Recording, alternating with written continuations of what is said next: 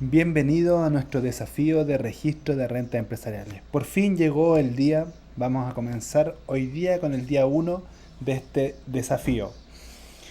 ¿De qué vamos a hablar hoy día? El primer día, para poder introducir los registros de rentas empresariales, es necesario que conversemos sobre el sistema de tributación en Chile. Hoy día en Chile hay dos niveles de tributación. Está el nivel corporativo, nivel empresa, y en segundo lugar está el de los propietarios, el segundo nivel de tributación. ¿En qué consiste cada uno de estos niveles? El primer nivel, donde la empresa determina su resultado tributario y en base a ese resultado tributario se calcula y se pagan impuestos de primera categoría. Luego hablaremos más sobre este impuesto. Entonces, este resultado tributario, que conocemos como renta líquida imponible o base imponible, será, es cierto, la base para determinar el impuesto que tendrá que pagar la empresa, el primer nivel de tributación. El segundo nivel de tributación es el de los propietarios. Claro, los propietarios de las empresas tributan por el impuesto global complementario, ya que es un impuesto con tasa progresiva y se tributa en base percibida. ¿Ya? Es decir, los propietarios reciben dividendos o retiran utilidades de la empresa y estas tienen que tributar. ¿Ya? Estos son los dos niveles de tributación. El primer nivel, impuesto de primera categoría. Segundo nivel, el impuesto global complementario o el impuesto adicional en el caso de que la residencia del propietario no sea la de nuestro país. Ahora, ¿cómo se relacionan estos dos niveles de tributación? Para ello se creó un sistema aquí en nuestro país que es el sistema de tributación integrado. ¿Ya? Desde el año 1984, cuando se dictó la ley 18.293, se introdujo en nuestro país este sistema integrado de tributación. Como es sabido, en este sistema el impuesto corporativo, el impuesto del primer nivel, sirve de crédito en contra de los impuestos personales que deben pagar los propietarios, impuesto global complementario o impuesto adicional. Pero siempre y cuando los propietarios retiren sus utilidades. En la medida que van retirando, van usando el crédito que van acumulando por el impuesto que paga la empresa. Este es el sistema de integración, el sistema de tributación integrado o el sistema integrado de tributación.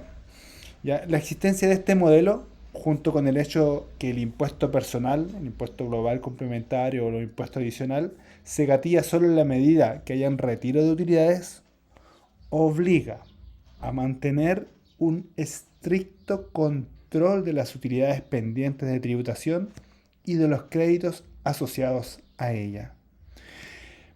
Producto de esta necesidad, se crearon los registros de rentas empresariales.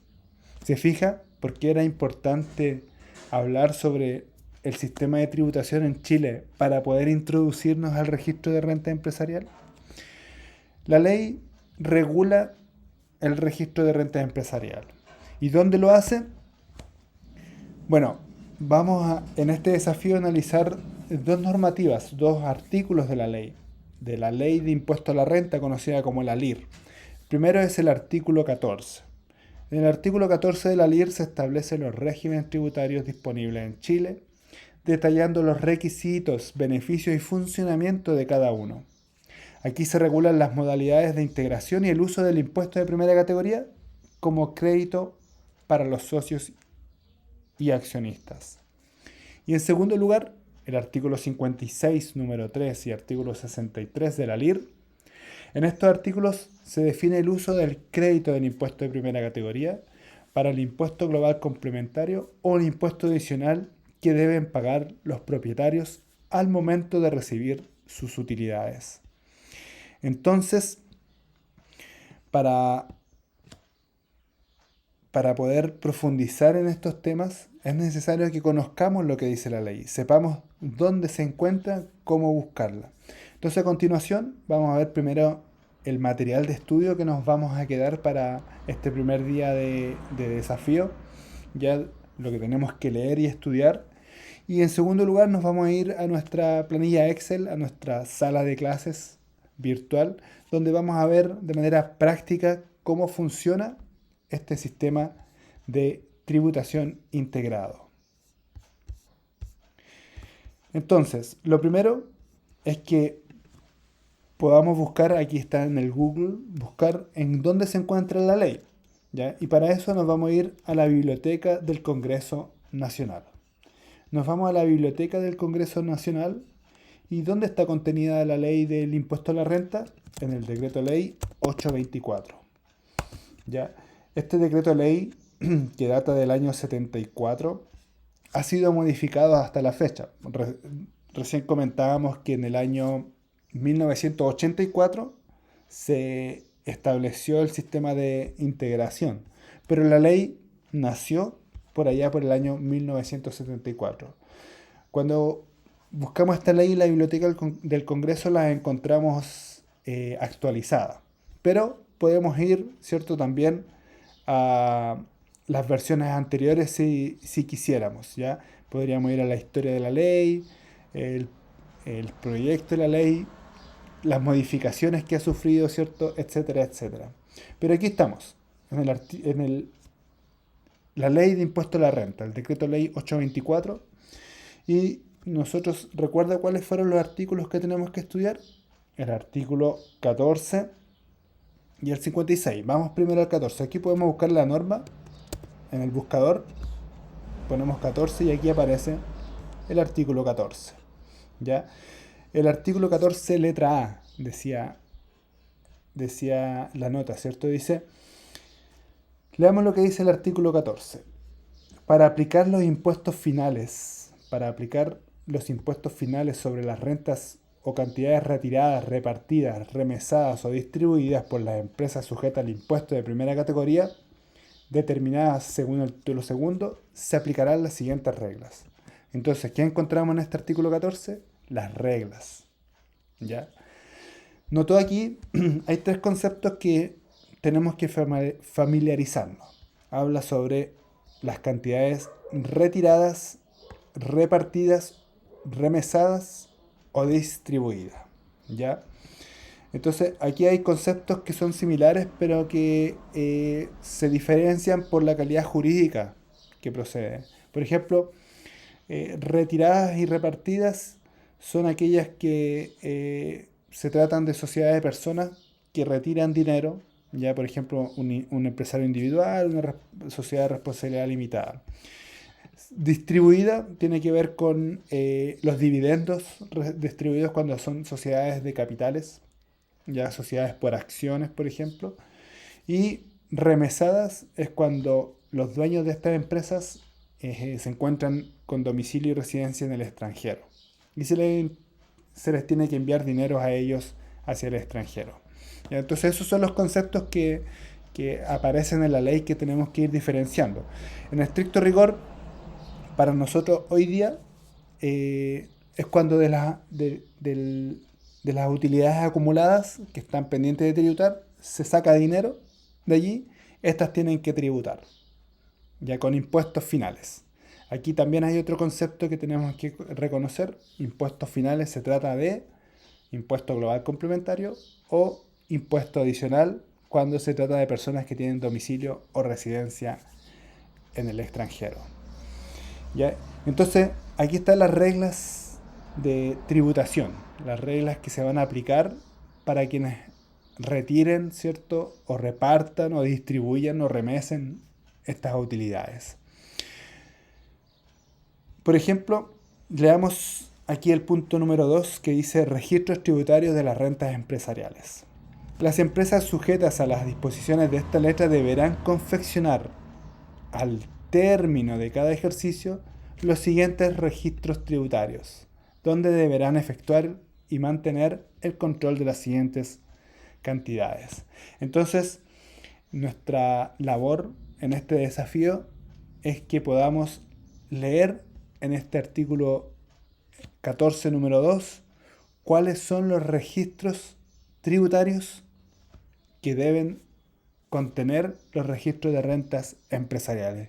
Y aquí van a aparecer numerados, así que vamos a traspasar esto a un PDF para compartirlo con ustedes también a modo de PDF, pero mejor si es que lo buscan directamente en la ley.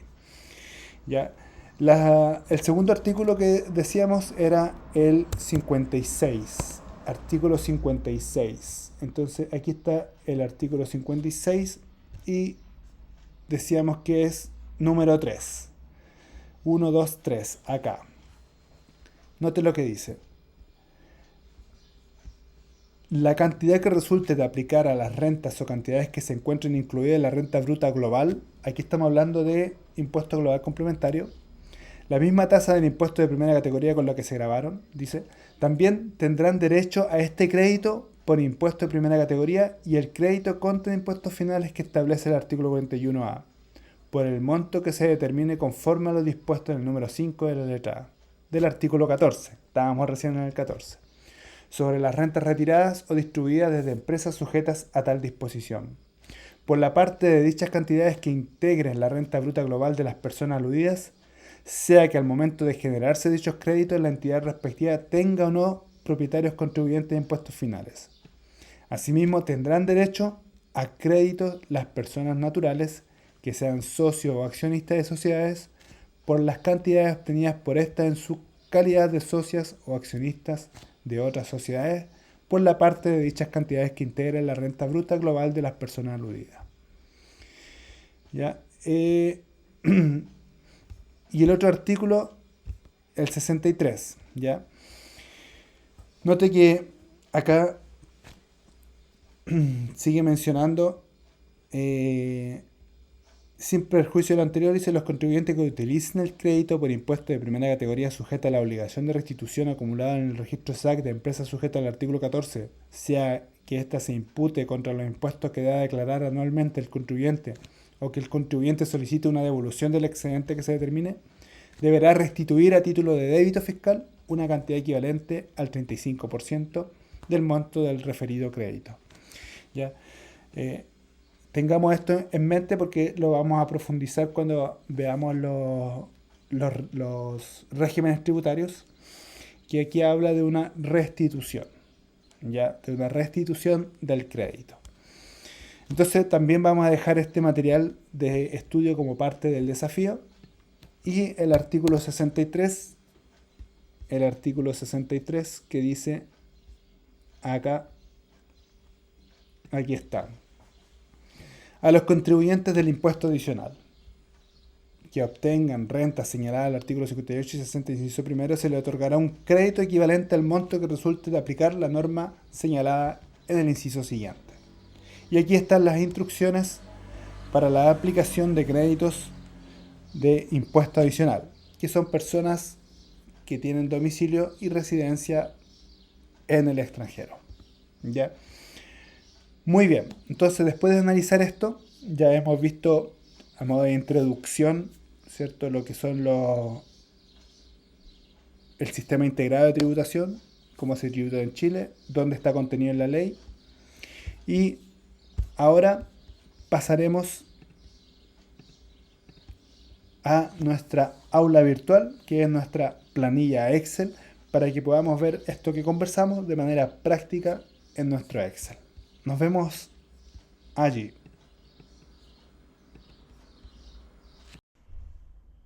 Muy bien, entonces estamos ya en nuestra planilla Excel, listos para trabajar en el desafío del primer día. Tenemos que ver estos dos niveles de tributación. Ya el nivel 1, que es el impuesto corporativo, el impuesto a la empresa, y el nivel 2, el impuesto global complementario. Y todo eso está contenido en un mismo formulario 22. Ya aquí tenemos en pantalla el formulario 22 del año tributario 2024, porque vamos a trabajar en base a un ejercicio del 2024. Ya este ejercicio va a ir de menos a más, para que podamos ir aplicando los distintos aspectos que analicemos día a día de este desafío. ¿Ya? Así que comenzamos. Este es el formulario 22. Y en el formulario 22, si usted puede visualizarlo en pantalla, puede ingresar a alguno de sus clientes y ver el formulario 22. o incluso puede ir directamente a su propio formulario 22 y ver la estructura de este. Pues la primera parte están los recuadros. Va a depender del tipo de empresa, ¿cierto? La cantidad de recuadros que contenga su formulario. Pero en el formulario de la T 2024 trae 24 recuadros. Y lo más, perdón, claro. Y lo más probable es que el del AT 2025 venga exactamente igual. Después de los recuadros vienen lo que son el segundo nivel de tributación, que es el impuesto global complementario, y luego más abajo viene el primer nivel, que es el impuesto a las empresas, el impuesto a la renta. Entonces, si vamos al formulario 22, a las primeras líneas, aquí estamos en la línea 1 y línea 2, se fija acá dice retiros o dividendos, ¿ya? Básicamente esto es cuando los propietarios sacan de la empresa las utilidades, ¿cierto? O sacan dinero de la empresa para uso personal. Ya eso es retiro o dividendo. Va a depender de la figura jurídica si lo consideramos como un retiro o como un dividendo. Ya, entonces en la primera parte está todo lo que aumenta la base del global complementario. ¿Sí? Y aquí en los códigos 1024, 1025, 1026 y 1027 están lo que son los créditos por impuesto de primera categoría, con derecho de devolución, ¿cierto? Con obligación de restitución y sin obligación de restitución.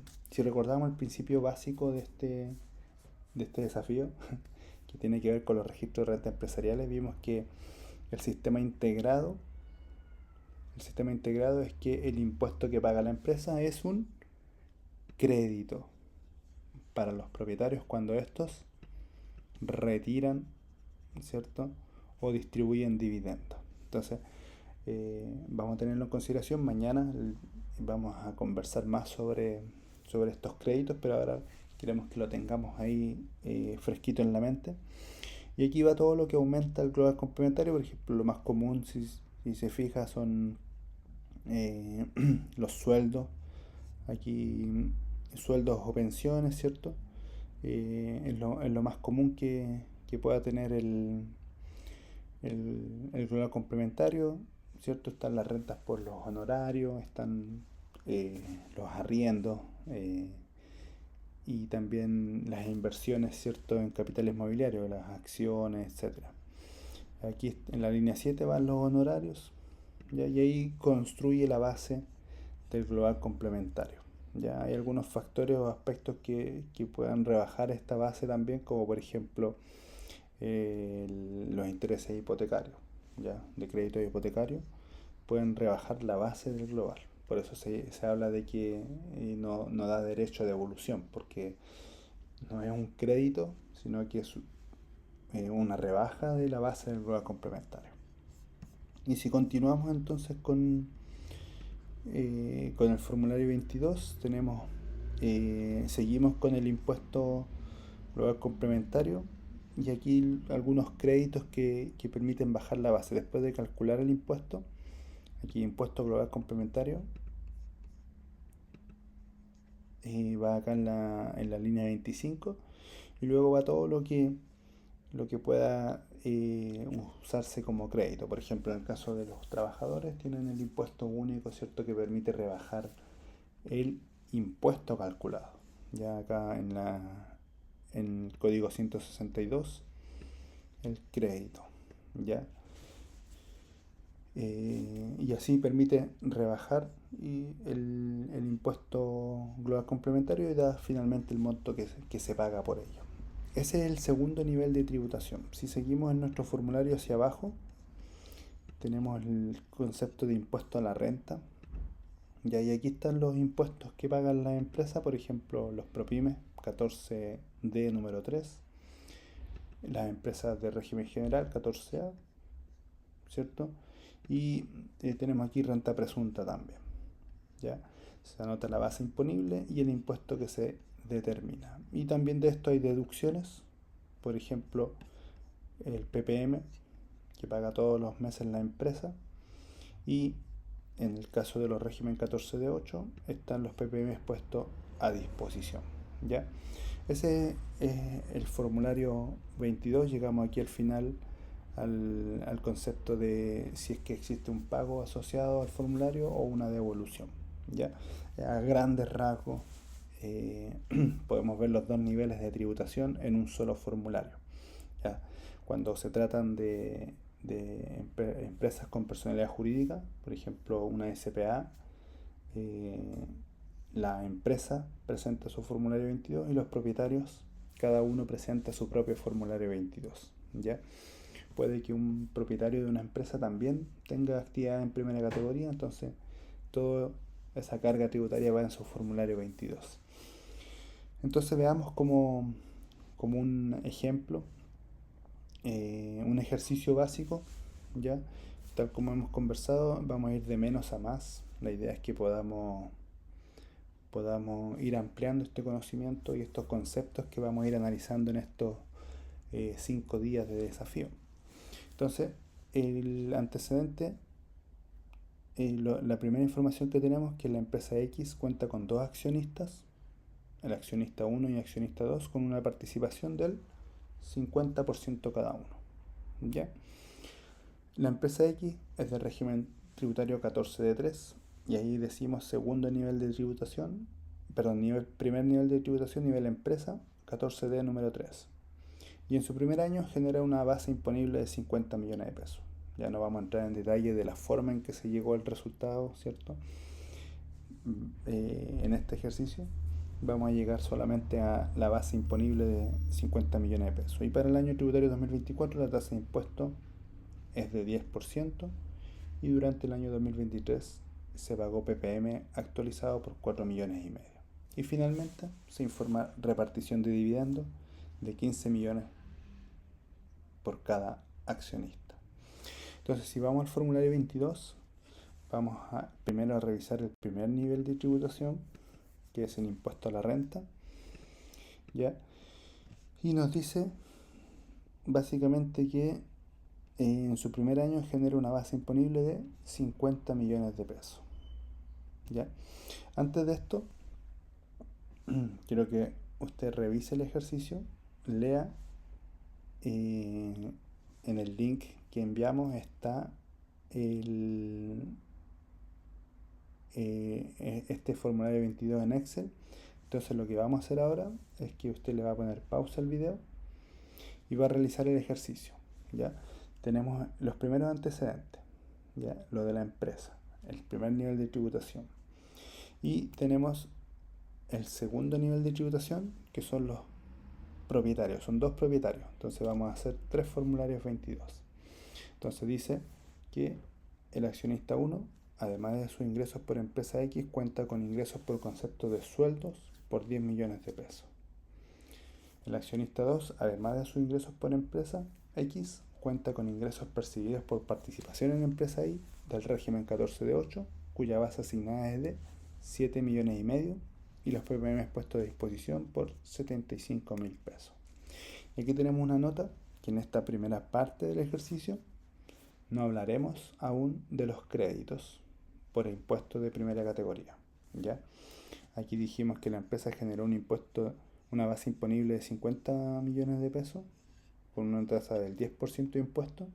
Ese crédito todavía no vamos a conversar sobre ello porque lo vamos a ver mañana. ¿Ya? Entonces nos vamos a centrar en la información que tenemos ahora y en base a eso vamos a construir ¿cierto? El formulario 22 de la empresa y de los dos accionistas. Así que usted ponga pausa el video y una vez que lo tenga listo puede continuar para ver el resultado.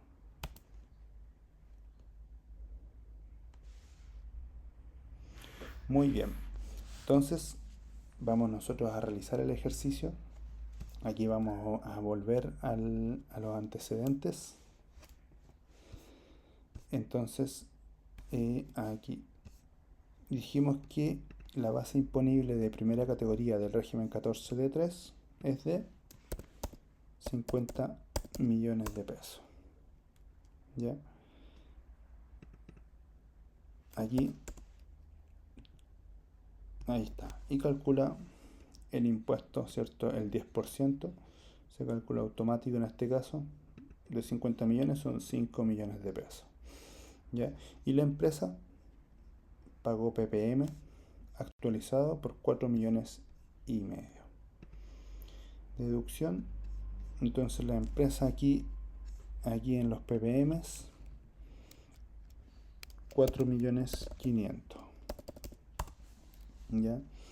En el formulario 22 uno ingresa información acá y se suma y se va todo a la línea, al código 36, ¿cierto? Vamos a dejarlo así en este momento. Entonces le da un impuesto a pagar de 500,000 pesos. ¿Ya? Impuesto a pagar de 500,000 pesos porque el impuesto de primera categoría es de 5 millones y los ppm son de 4,5 millones. Total a pagar 500,000 pesos. Total a pagar 500,000 pesos. Vamos a tener eso ahí en consideración porque cuando hablemos de los créditos vamos a poder analizar aquello. Entonces aquí estamos con el impuesto de la empresa. ¿Ya? Entonces vamos, en mi caso voy a guardar aquí día 1 empresa X. ¿Ya? Luego subimos ahí y guardamos. ¿Ya? Entonces ahora vamos a crear otro que se va a llamar socio 1 y nos vamos a quedar aquí con el formulario del socio 1. Vamos a borrar entonces esto de la empresa. ¿Y qué decimos del socio 1? Decíamos que además que tuvo una repartición de dividendos de 15 millones de pesos. ¿Ya? Entonces veamos eso primero. Aquí en el impuesto global complementario, como es una SPA, dividendos por 15 millones de pesos. Si este fuese su único ingreso, ¿ya? Su único ingreso, el total de su base imponible serían 15 millones de pesos. Entonces, si nos vamos aquí a este botoncito que dice impuesto global complementario, anotamos los 15 millones de pesos. 15 millones de pesos y nos da un impuesto de 183.880. ¿Ya? Aquí tenemos los 15 millones de pesos, tenemos esta imagen con vínculo pegado acá, así que modificamos la hoja y se nos modifica esta imagen. ¿Cómo calculamos esto? Lo que hicimos fue la base imponible por el tramo, acá los 15 millones están en el segundo tramo, entonces por el factor menos la cantidad a rebajar. Y ahí nos da los 183.880, ¿ya? Pero se nos dice aquí que además de eso, el accionista 1 cuenta con ingresos por concepto de sueldo por 10 millones de pesos. Entonces aquí nos vamos al impuesto global complementario y en sueldos, acá en la línea 13, código 161, tiene sueldos por 10 millones de pesos. ¿Ya? Da una nueva base de global complementario, entonces nos vamos aquí al recuadro del global complementario que tiene 25 millones de pesos. Entonces tenemos aquí los 25 millones de pesos y pasamos al siguiente tramo, al tramo 2. Así que nos da un impuesto de primera categoría, de global complementario, perdón, de 659.170. ¿Ya? Así que esto lo vamos a sacar aquí.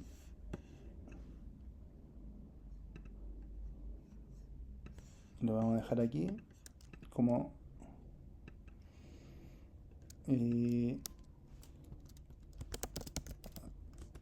accionista 1. Ya tiene este impuesto global complementario. Recuerde que en este primer día estamos solamente viendo estos aumentos de global complementario, no estamos hablando de los créditos todavía. Vamos a continuar con este ejercicio analizando los días siguientes, ¿cierto? Lo que son los créditos por impuesto de primera categoría. Entonces nos vamos al socio 2, al accionista 2, que además de los 15 millones dice que tiene una base asignada de 7 millones y medio. Ya una base asignada de 7 millones y medio y PPM puesto a disposición por 75.000 pesos. Entonces nos vamos acá, vamos a guardar y vamos a crear un nuevo archivo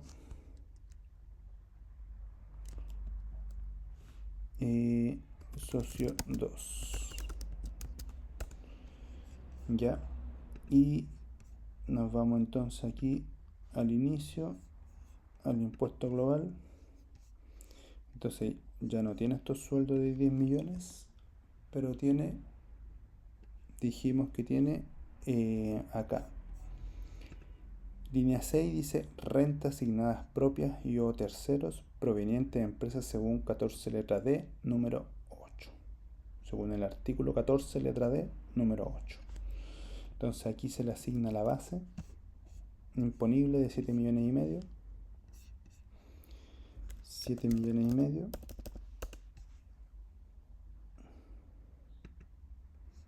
y tiene un global complementario de 22 millones 500. ¿Ya? Entonces, hay el PPM puesto a disposición. Nos vamos a deducciones. Entonces, en la línea 100 está el PPM puesto a disposición por 75.000 pesos. ¿Ya? Bien, entonces si nos vamos a la base del global complementario, tenemos los 22 millones 500, 22 millones 500, y en este caso se mantiene en el tramo 1, así que la diferencia son casi 200.000 pesos. Solo por el cambio de tramo se castiga un poco más. Se fija que como este impuesto es progresivo, ¿cierto? Estos cambios de tramo hacen que... Ya, ahí está.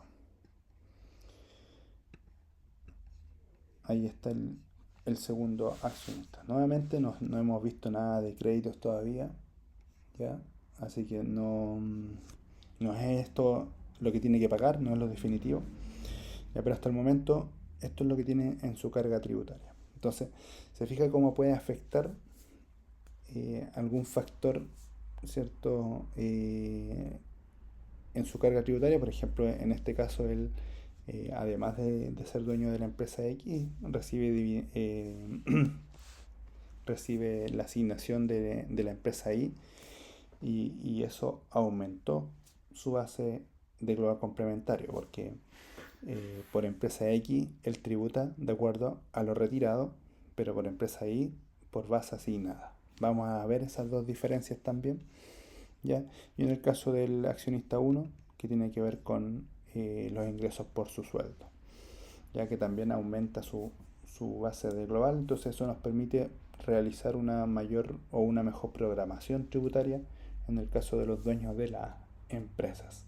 Así que en este primer día hemos visto cómo estos dos niveles de tributación, ¿cierto?, se unen entre sí mediante ya sea el retiro o la distribución, ¿cierto?, o la asignación de base.